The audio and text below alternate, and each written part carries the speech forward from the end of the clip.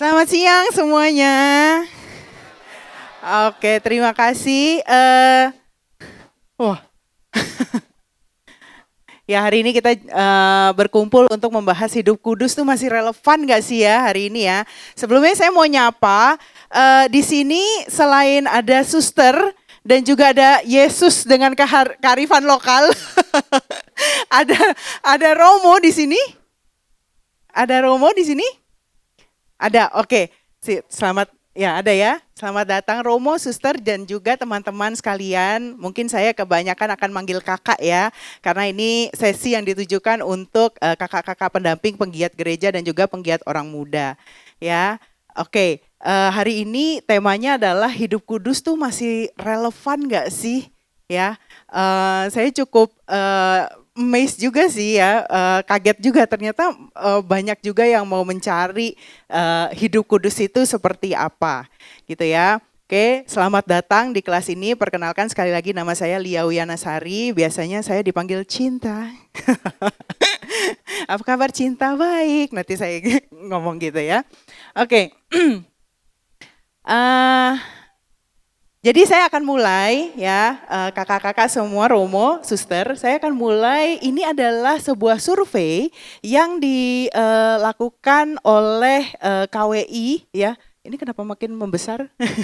Ya, survei yang dilakukan oleh KWI untuk Hari Orang Muda Sedunia, ya, Hari Orang Muda Sedunia ya, HOMS ya. Nah, di dalam survei ini kita mau mengetahui sebuah gambaran militansi iman OMK di Indonesia. Ya, terdiri dari 3 aspek yaitu pengetahuan iman, keterlibatan dalam peribadatan, implementasi iman Katolik dalam kehidupan sehari-hari OMK Indonesia, dan yang kedua untuk mengetahui metode pendampingan OMK yang dapat dilakukan oleh Gereja Katolik. Ceritanya nih Gereja Katolik juga mau melakukan sesuatu untuk partisipasinya di dalam orang muda. Setelah survei itu dilakukan dan ternyata pengetahuan iman itu menjadi, untuk pengetahuan iman yang tertinggi itu adalah pengalaman bergereja dan juga persaudaraan, tapi yang terendah itu justru adalah panggilan kekudusan. Ya.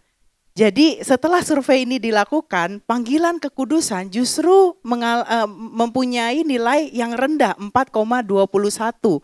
Dan survei ini kalau nggak salah dilakukan oleh 5.000-an responden. Ya, jadi panggilan kekudusan itu ya bisa beberapa faktor. Ya, jadi apakah memang terdengar sangat asing atau ada satu hal lain, nanti saya mau share.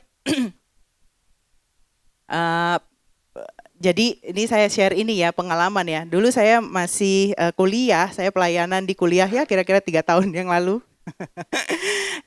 Waktu kuliah gitu kita habis pelayanan sesama teman-teman kuliah gitu ya. Dan setelah pelayanan kita biasanya ya makan-makan lah ya, nongkrong, makan-makan seperti itu. Nah, di tempat makan, di tempat nongkrong itu ada senior. Ada senior, kemudian si senior ini mengeluarkan rokok di dalam sakunya. Terus habis itu dia ngajak teman saya yang sama yang laki-laki gitu ya. Si senior ini bilang gini, "Mas bro, sini mas bro." Terus habis itu dia tawarin rokok, "Udah, hidup tuh gak usah kudus-kudus amat," katanya. "Hidup tuh gak usah suci-suci amat, sini mas bro," katanya. Oh iya gitu, malu-malu sambil malu-malu gitu. Dari cerita ini saya waktu mempersiapkan nih, jadi dari cerita ini saya merasa ada satu hal yang saya mau tarik satu benang gitu ya, khususnya di Indonesia.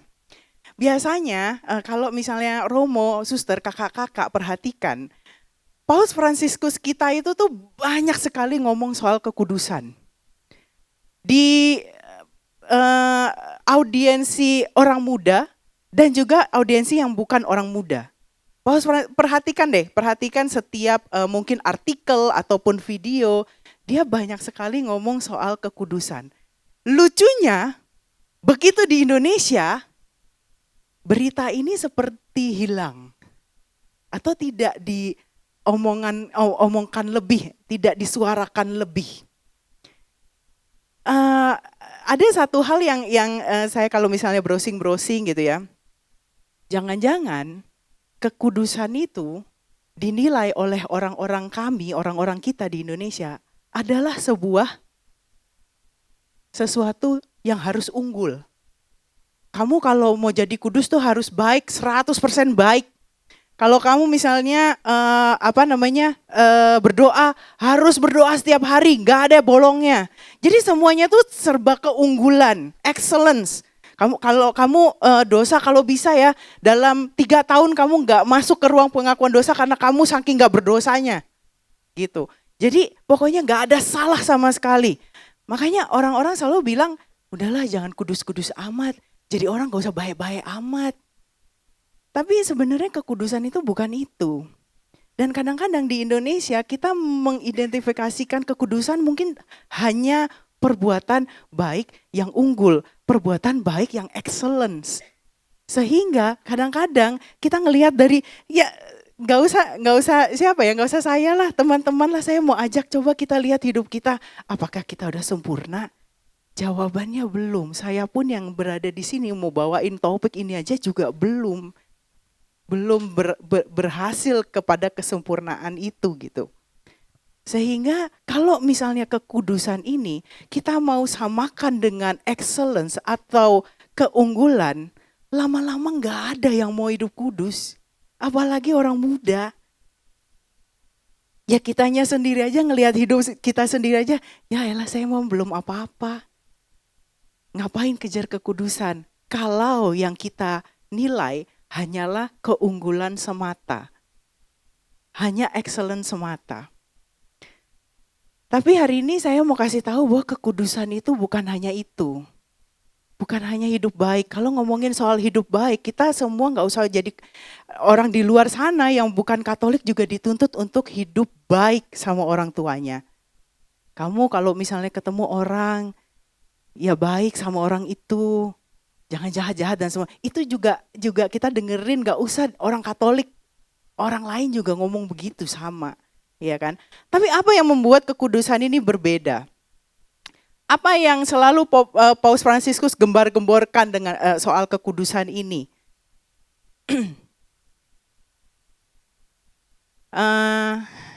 Saya coba untuk menggambarkan beberapa hal ya, yang membuat saya kenapa Katolik itu harus hidup kudus. Hakikinya Tuhan itu adalah kudus. Ini tidak bisa ditentang. Tuhan itu kudus. Ini tidak bisa ditentang. Ini sifat yang selalu melekat kepada Tuhan. Kekudusan dan Tuhan itu tidak bisa dipisahkan. Ya, kekudusan adalah panggilan setiap orang. Oke. Sekarang Tuhan, yang percaya di sini kita adalah semuanya ciptaan Tuhan. Semuanya. Ada yang tidak percaya mungkin. Ada yang nggak apa-apa. Nggak ada. Semuanya percaya kita adalah ciptaan Tuhan dan Tuhan itu kudus. Tuhan yang kudus menciptakan. Dia menciptakan seturut dengan gambarnya, yaitu yang kudus.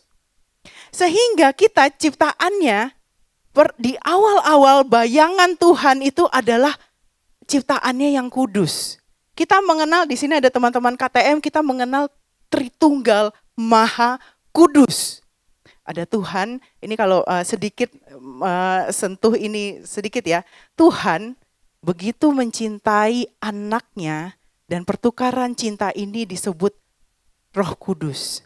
Dan yang kita kenal, Allah, Anak, dan Roh Kudus, Tritunggal Maha Kudus, ini tidak bisa dipisahkan. Sekarang penciptaan kita, manusia, yang mau digambarkan lewat bagaimana kita diciptakan sesuai dengan gambar dan rupa Allah. Papa ketemu mama, percintaan dua ini harus dinamakan, harus punya nama 9 bulan kemudian, yaitu kita. Ya, Allah mencintai anaknya, pertukaran cinta ini disebutkan Roh Kudus. Ini Tritunggal Maha Kudus. Begitupun dengan kita. Ayah ketemu ibu, percintaan dua ini timbullah kita. Oke. Allah yang adalah kudus dan kita adalah ciptaan yang kudus. Saya berhenti di situ. Apa yang membedakan orang Katolik dengan orang agama yang lain?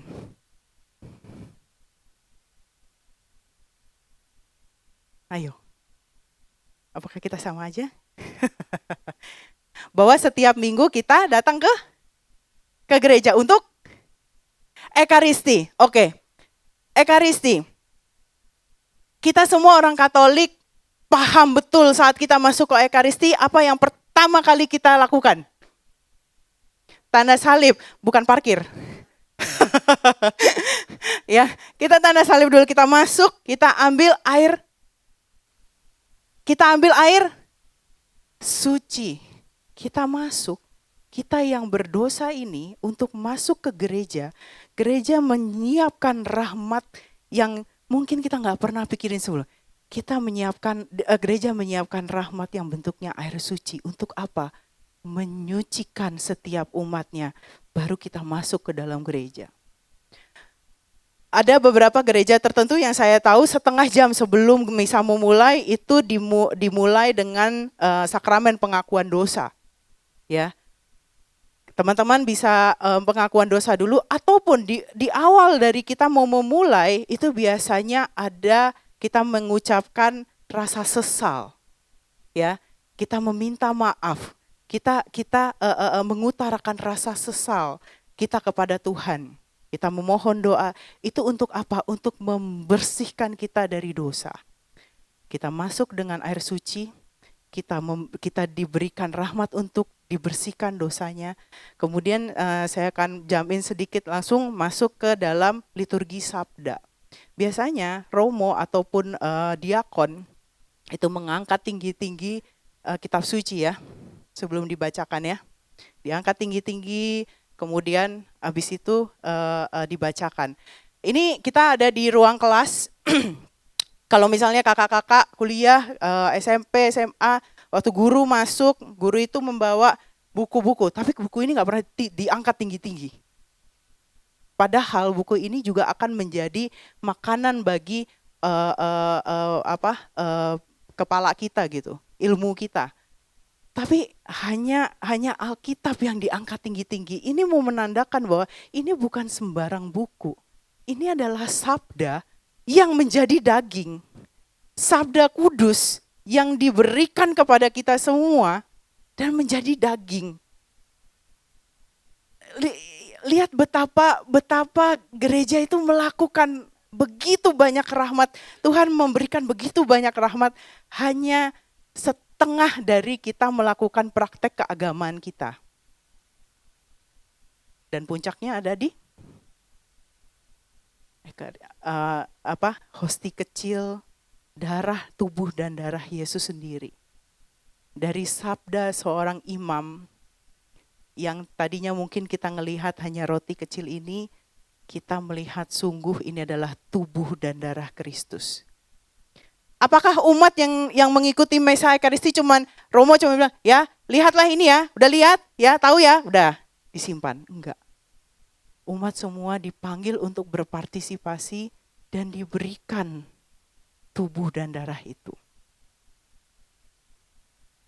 Tuhan yang hakikinya adalah kudus, sekarang ada di mana? Ada di sini. Dan kemudian setelah misa selesai, Romo akan mengatakan, pergilah misa telah selesai. Ite misa es, pergilah kau diutus. Nah, jadi kalau hakikinya Tuhan itu kudus dan praktik keagamaan agama Katolik sebegitu dirahmatinya oleh Tuhan, sehingga kekudusan itu bukan soal kita yang berusaha untuk baik. Kekudusan pertama-tama adalah rahmat yang diberikan terus menerus oleh Tuhan sendiri. Kalau kita hanya berhenti kepada praktik yang kita coba lakukan, kita nggak akan pernah sampai ke sana karena kita adalah manusia yang tidak sempurna. Dan menurut saya di Indonesia ini yang belum pernah didengungkan sebelumnya. Di Indonesia orang-orang masih banyak yang merasa bahwa kekudusan adalah is all about me. Itu semua tentang aku yang berusaha. Padahal lewat bagaimana kita beribadat sebagai orang Katolik, kita mengetahui bahwa kekudusan pertama-tama datangnya dari Tuhan sendiri. Dalam bentuk rahmat yang begitu luar biasa besar.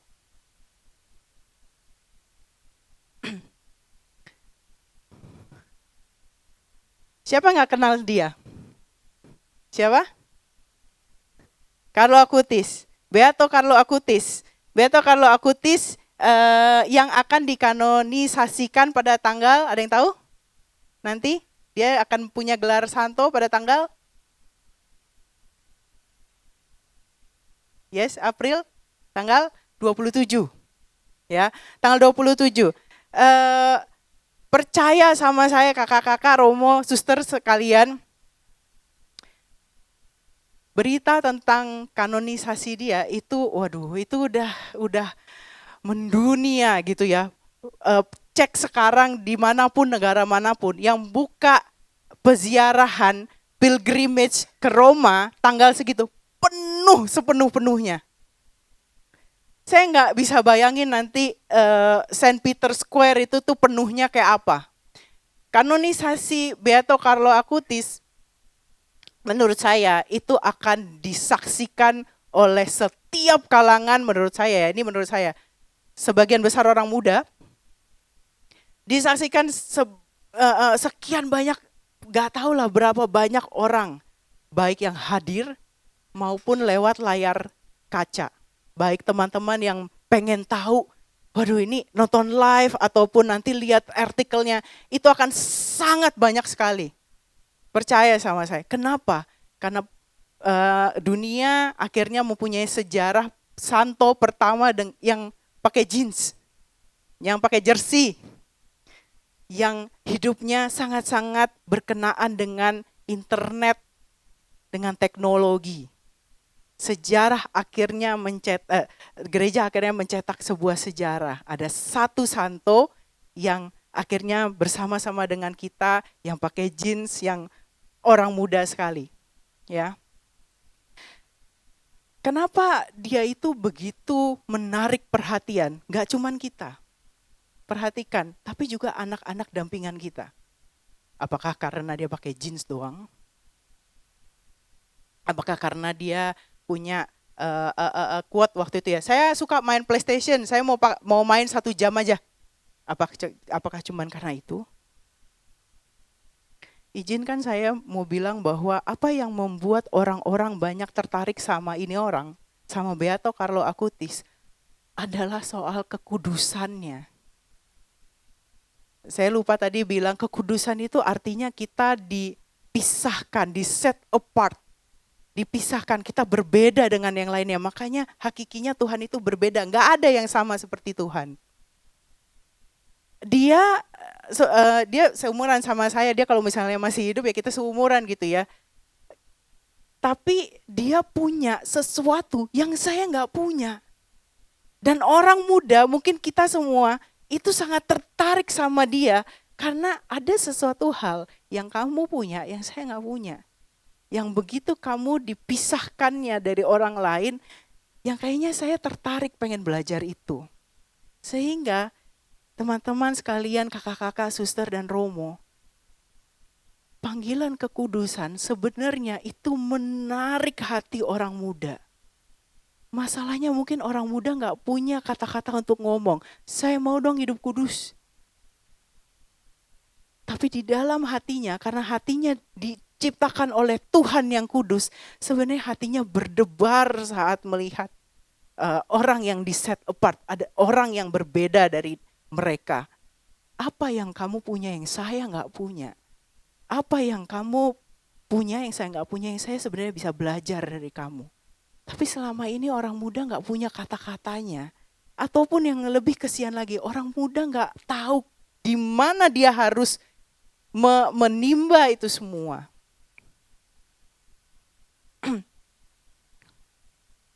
Orang muda dan kekudusan.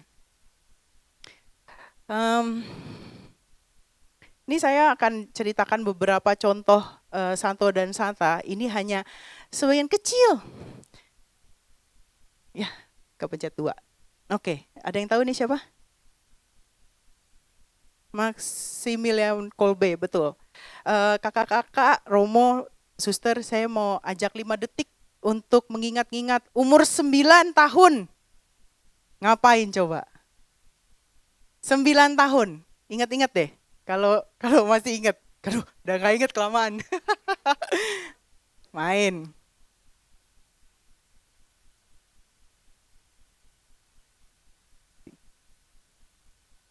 Sembilan tahun. Ayo, ada yang ingat gak? Kebanyakan pasti kakak-kakak bilang bermain, bertamasya. Mungkin umur 9 tahun pertama kalinya keluar kota untuk bertamasya misalnya, ya.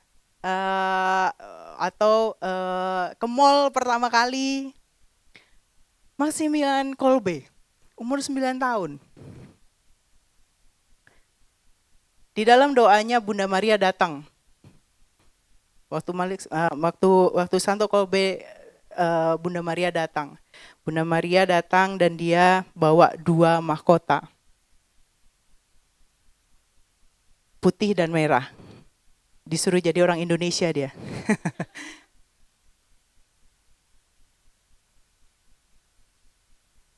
Bunda Maria nanya, "Nak, ada 2 mahkota nak buat kamu. Yang satu adalah mahkota kemurnian, yang satu lagi mahkota martyrdom, kemartiran." Nak, dia tanya Bunda Maria, masih dia tanya, "Nak, kamu mau pilih yang mana?" Kita umur 9 tahun kita pilih, "Gak mau Bu, saya mau tamasya Bu, mau main." Maximilian Kolbe umur 9 tahun, dia jawab ke Bunda Maria, "Saya pilih dua-duanya." Saya kalau ngomongin dia tuh selalu saya terharu gitu. Saya pilih dua-duanya. Umur 9 tahun. Dan akhirnya terjadi apa yang dia mau. Dia masuk ke dalam satu kongregasi, membuat dia harus hidup murni, dan di akhir hayat hidupnya dia mati sebagai martir. Ada satu orang yang harusnya dihukum, dia tampil di tengah-tengahnya, "Saya akan menggantikan orang itu punya anak, punya istri, saya gak punya siapa-siapa. Saya gantikan." Kenal gak sama orangnya? Enggak. Buat yang belum tahu ceritanya silahkan teman-teman bisa Google. Ada satu sosok yang semuanya pasti tahu, Teresia kanak-kanak Yesus, Teresia Lisieux. Dia dikenal dengan bunga kecil, kesederhanaannya yang mungkin kita selalu nggak kepikiran soal itu.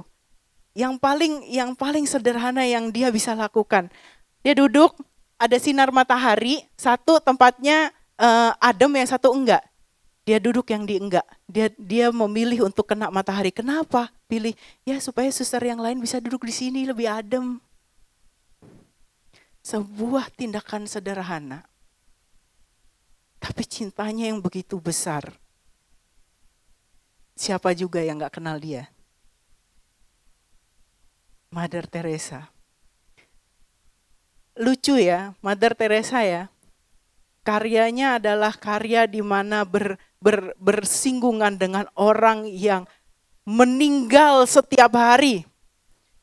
Orang yang sangat miskin, tempat yang begitu gak enak, yang gak begitu nyaman seperti sekarang ada AC dan semuanya. Tapi apa yang membuat Mother Teresa membuat hati kita tertarik? Banyak orang yang bilang senyumnya. Datang dari mana senyumnya kalau di mana-mana pelayanan yang dia temui adalah orang orang yang sekarat, orang yang mungkin besok mau mati, orang yang mungkin menangis dan semuanya. Tapi dia masih bisa tersenyum. Mother Teresa memiliki sesuatu yang nggak kita punya. Nanti story-nya kalau teman-teman mau, teman-teman bisa Google. Mother Teresa nih, dia kan pertama dalam ordo tertentu, ya. Dia di sana di India melayani sebagai guru kalau nggak salah ya. Tapi di tengah-tengah pelayanannya dia ngelihat di luar banyak orang yang sengsara, banyak orang yang sakit, hatinya bergetar. Sampai akhirnya dia meninggalkan, dia membuka ordo baru dan akhirnya dia melayani di situ. Dia melayani seorang diri. Kemudian muncul beberapa pengikutnya. Guess what?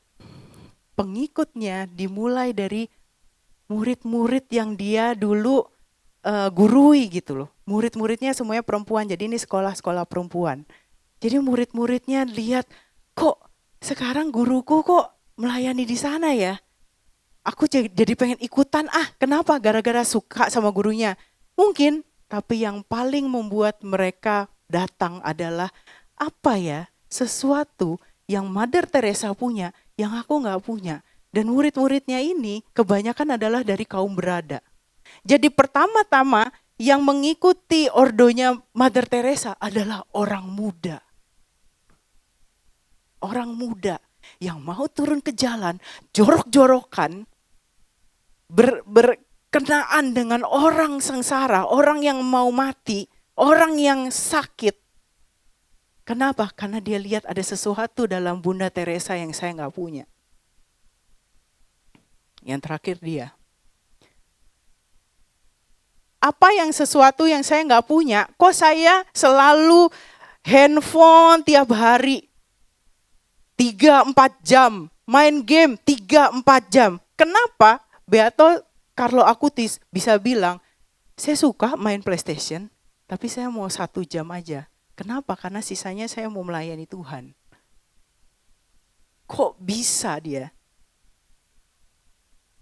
Ini baru 4 contoh, dan 4 contoh ini menggetarkan hati orang muda. Makanya saya mau bilang, apakah orang muda itu jauh dari kekudusan karena hidupnya itu tuh gak baik?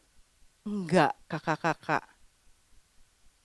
Kekudusan sampai detik ini itu menarik perhatian, menarik hati setiap orang muda.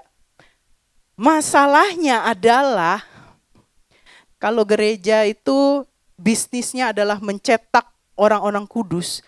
Kalau ternyata orang muda itu masih tertarik untuk hidup kudus, tengah-tengah ini harus ada jembatannya. Tengah-tengah ini harus ada jembatannya. Siapa jembatannya?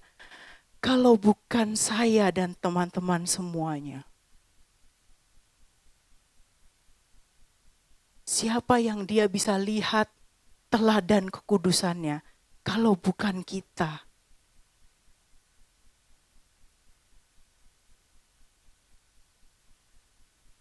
Semua juga pasti kenal sosok ini, Luce. Ya, Luce dari artinya adalah terang, ya. Ada maksud kenapa Vatikan mengeluarkan maskot ini untuk tahun Jubileum 2025. Luce yang namanya sendiri adalah terang, dilihat dari matanya. Jadi matanya memang digambarkan sangat terang gitu ya. Kemudian dia tampilannya seperti ini. Kenapa? Ada maksud di balik kenapa Vatikan melakukan ini. Karena dia mau semua orang muda, ya sebenarnya nggak cuma orang muda, tapi karena dia pakai maskot ini sebenarnya pertama-tama dia mau menarik hati Gen Z. Generasi Z ya. Bahwa setiap orang muda itu tuh kita semua sebenarnya mempunyai panggilan untuk menjadi terang. Tapi terutama orang muda itu terangnya itu tuh beda sama kita. Mari kita akuin. Kadang-kadang ayo kita joget-joget ke depan, yang biasanya yang udah 30 plus, ya sana-sana yang udah lah, yang udah. Jadi biasanya orang muda itu lebih ekspresif, lebih lebih glow, lebih wah pokoknya lebih memancarkan terang. Tapi bukan terang itu, bukan hanya terang itu, tapi juga terang Yesus. Kemudian yang paling saya suka adalah memakai boot kotor. Dan Vatikan bilang dia adalah peziarah. Peziarah itu tidak di rumah leha-leha tiduran habis itu handphone terus. Enggak. Peziarah harus keluar. Dan keluarnya itu bukan seperti sekarang saya pakai sepatu hak yang masih bersih, mengkilap. Keluarnya itu di tempat-tempat yang mungkin kita diutus di tempat-tempat yang mungkin gak nyaman. Makanya kenapa sepatu bootnya kotor. Teman-teman kalau misalnya kita mencari sesuatu yang hilang di dalam kolong, kita kan biasa pakai senter ya. Nah biasanya yang kita lakukan dari senter ini apa? Kita dekatkan kepada sumber yang dimana itu tidak ada cahaya, yang gelap. Maka Luce juga mau ngajak, atau Vatikan saat ini juga mau ngajak banyak orang muda untuk keluar, menjadi terang di luar. Kekatolikan kita, kekristenan kita itu bukan milik kita doang. Itu milik dunia. Maka kita pun juga ya seperti ajakan Vatikan, ya sebenarnya seperti orang kudus. Kita juga mesti keluar, membagikan kekristenan kita, kekatolikan kita kepada dunia. Kita harus berani kotor-kotor. Seperti Bunda Teresa, seperti Maximilian Kolbe. Kita harus berani step up buat orang muda. Gak nyaman. Tapi itulah arti kekristenan kita, bahwa kekristenan kita bukan milik kita doang. Kekristenan kita adalah untuk dunia.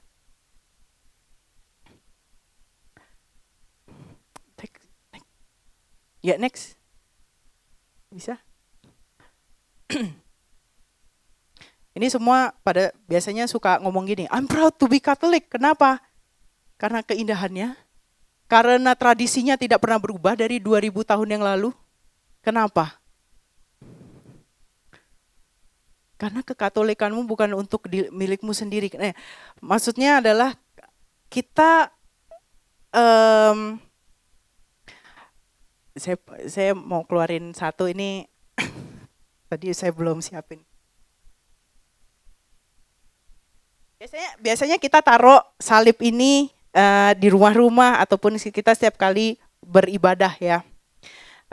Biasanya kalau misalnya di Indonesia kita selalu ditanya, kamu memeluk kepercayaan apa?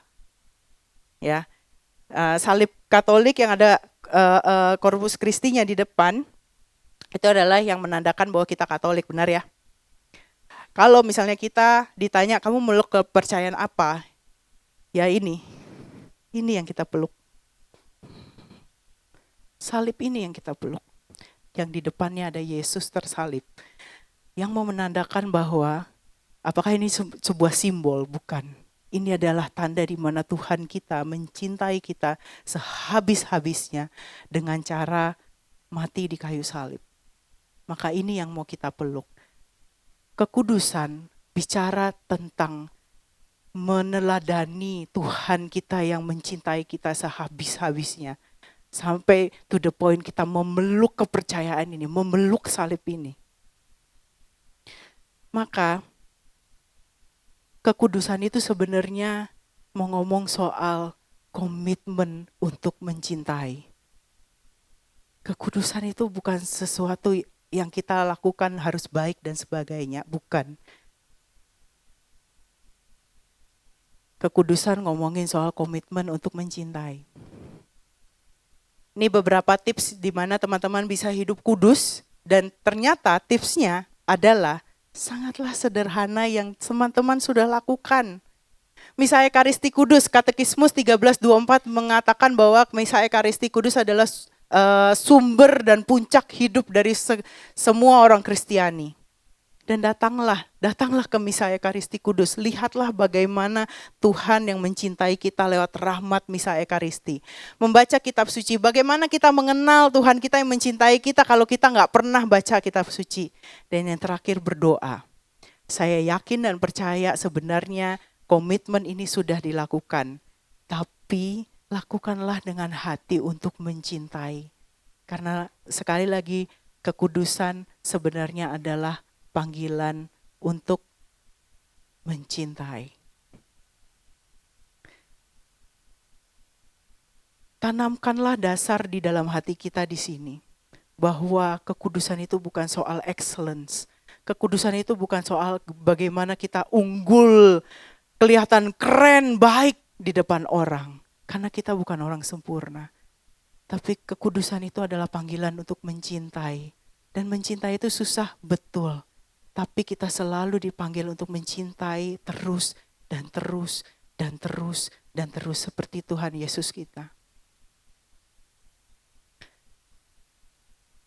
Dan untuk merangkum ini semua, kalau Tuhan yang adalah kudus adalah menciptakan kita, praktik setiap agama Katolik begitu dibanjiri oleh rahmat kekudusan dari Tuhan, maka kekudusan juga mau mengajak teman-teman untuk mengambil komitmen setiap hari untuk mencintai.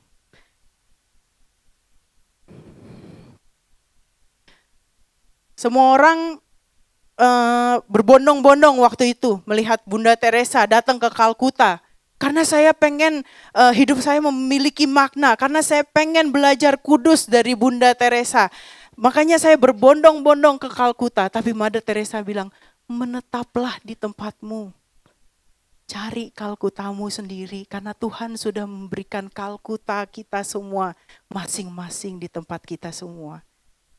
Mungkin orang muda yang dipercayakan kepada kita semua, Romo, suster dan juga kakak-kakak, adalah Kalkuta di mana kita bisa terus dan terus latihan untuk mencintai sampai akhirnya kita bisa memancarkan kekudusan bagi orang muda. So, ajakannya kakak-kakak ini saya ambil dari Ibrani, kejarlah kekudusan. Sebab tanpa kekudusan tidak seorang pun akan melihat Allah yang begitu mencintai kita. Ibrani 12 ayat 14a, kejarlah kekudusan. Sebab tanpa kekudusan tidak seorang pun akan melihat Tuhan. Saya berhenti di sini, saya mau mengajak bagi setiap pendamping orang muda, pilihlah bertumbuh dalam teladan kekudusan dalam komitmen rohanimu dulu.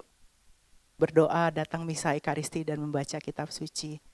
Terima kasih kakak-kakak, Romo dan juga suster sekalian untuk waktunya. Saya nggak tahu apakah masih bisa pertanyaan.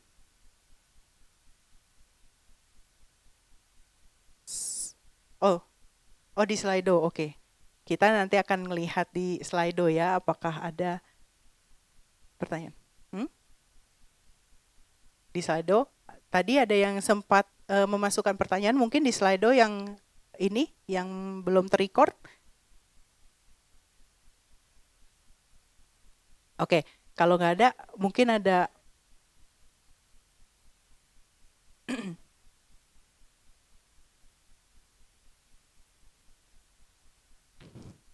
Ya.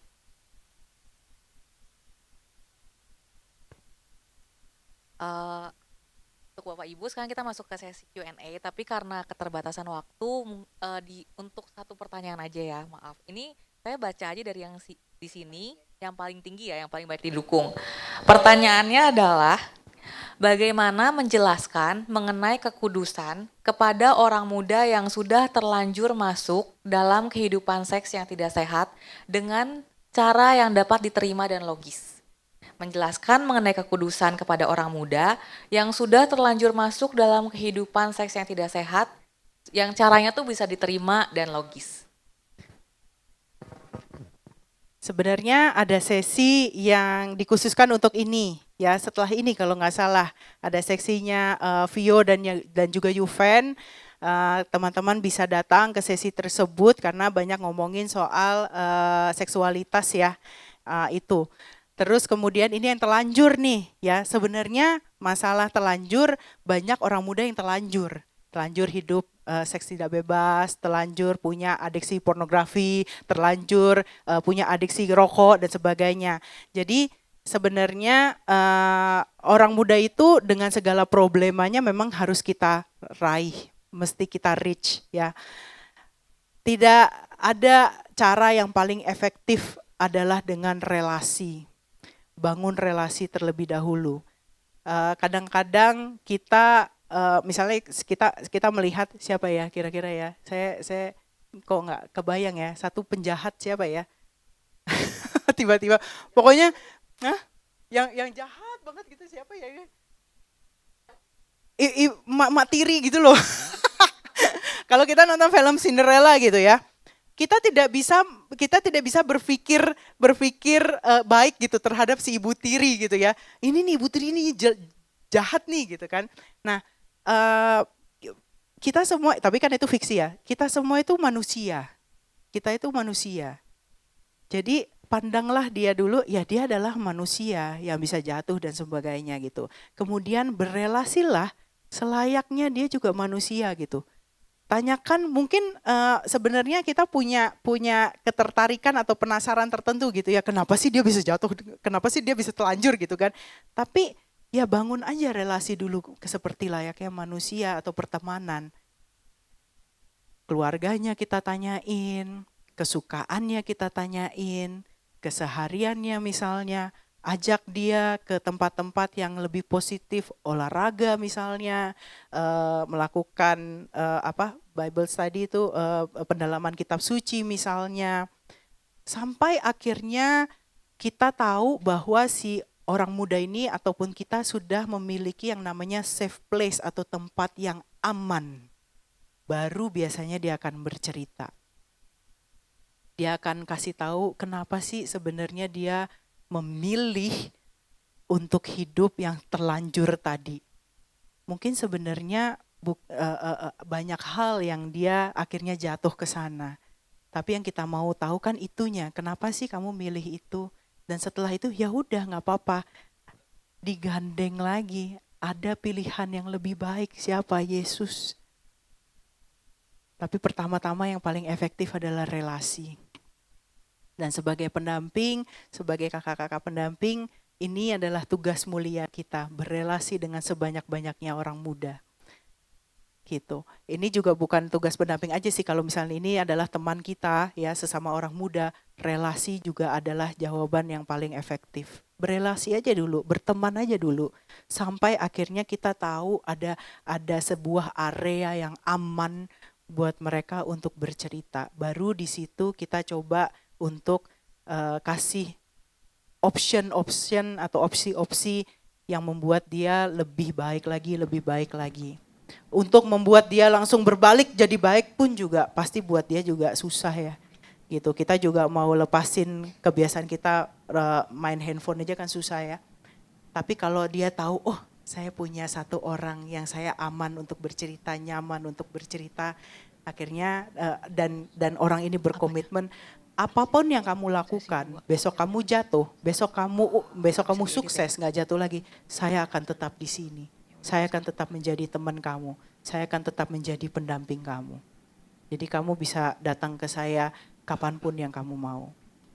Jadi itu sih relasi dulu dan buatlah sebuah tempat yang aman dan nyaman untuk mereka untuk bercerita. Gitu. Semoga menjawab. Udah. Terima kasih sekali lagi Romo, Suster dan juga kakak-kakak. Mari kita menjadi teladan kekudusan tentunya buat orang muda yang kita dampingi dan juga Yesus Tuhan yang kita cintai. Terima kasih.